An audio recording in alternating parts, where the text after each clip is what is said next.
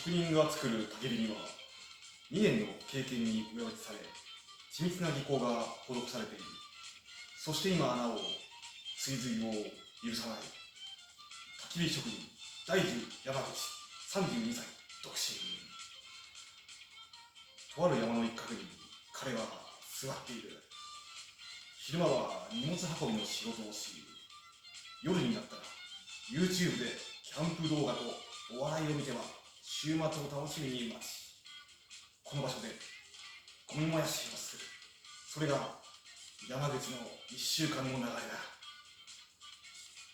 ゴミ燃やしの心得は、周りのキャンパーに何を言われようとも恥ずかしがらずゴミを燃やし続けることと山口は言う。彼の一日は朝の6時の起床から始まる。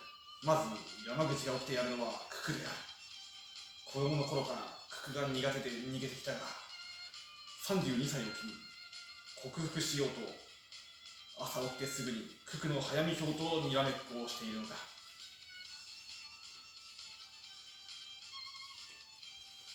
では山口さんに質問をいくつか。はい。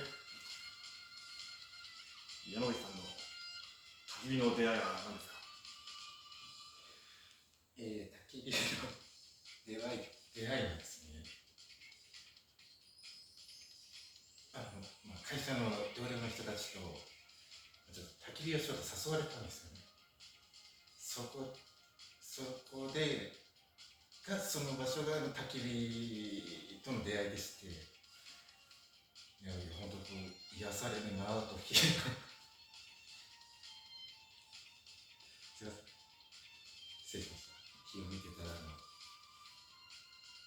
癒されるなと思いまして、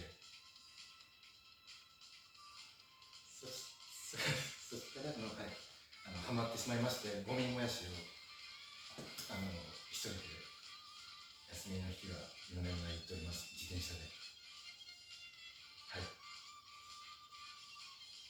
山口さんが思う焚き火の魅力とは何でしょうか？魅力ですか？魅力なんでしょうね。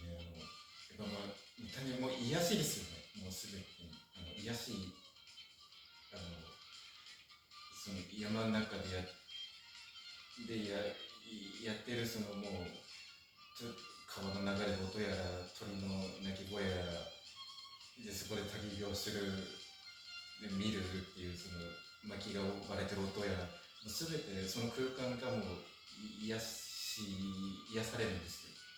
そこですね、魅力は。はい。では山口さんが視聴者さんにおすすめるはい。好きなキャンプギアは何ですか？今実際自分が使っておりますキャンプギア、焚き火台なんですけど、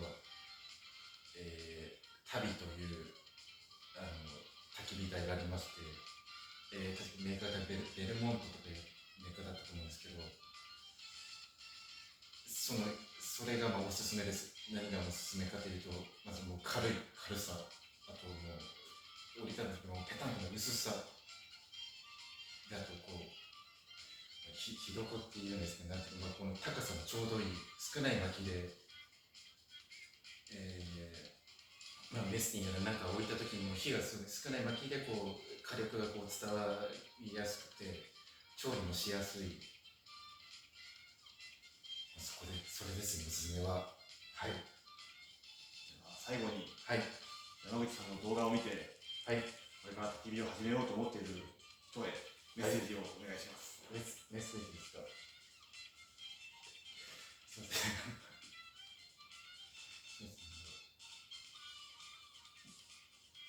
実際今自分偉そうに語ってますが、実際自分がやってるのがゴミ燃やしでして、